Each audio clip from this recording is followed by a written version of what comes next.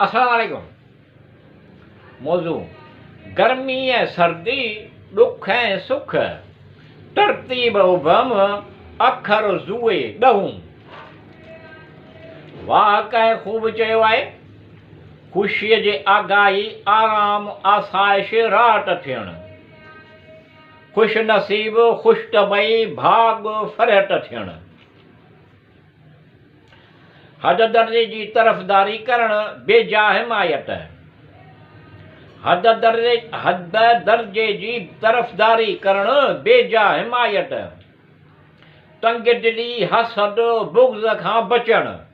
वाह कंहिं ख़ूब चयो आहे, ख़ुशीअ जी आगाही आराम आसाइश राहत थियणु, ख़ुशि नसीब ख़ुशि तबई भाग फ़रहत थियणु, खटाण सख़्त मिज़ाजी सख़्त कलामी, खटाण सख़्त मिज़ाजी सख़्त कलामी, हद दर्जे जी हिमायत करणु नफ़रत जो इज़हार न करणु।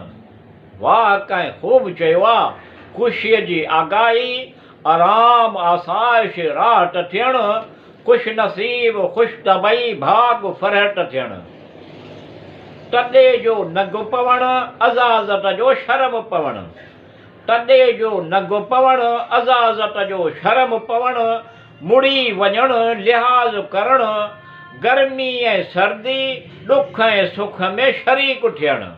वाह कंहिं ख़ूब चयो आहे, ख़ुशीअ जी आगाही आराम आसाइश राहत थियणु, ख़ुशि नसीब ख़ुशि तबई भाग फ़रहत थियणु, तफ़सील सां मुआइनो करणु इल्मी तहक़ीक़, तफ़सील सां मुआइनो करणु इल्मी तहक़ीक़, पीढ़ पकी थियणु पीढ़ पकी करणु।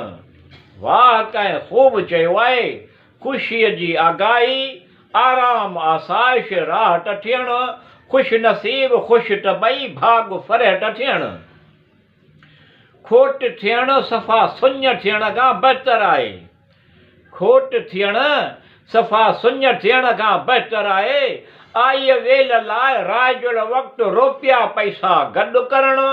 वाह कंहिं ख़ूब चयो आहे, ख़ुशीअ जी आगाही आराम आसाइश राहत थियणु, ख़ुशि नसीब ख़ुशि तबई भाग फ़रहत थियणु, तरक़ी करण लाइ इज़्ज़तमान शरफ़, तरक़ी करण इज़्ज़तमान शरफ़, शालाइती ख़िदमत ख़ातिर करणु।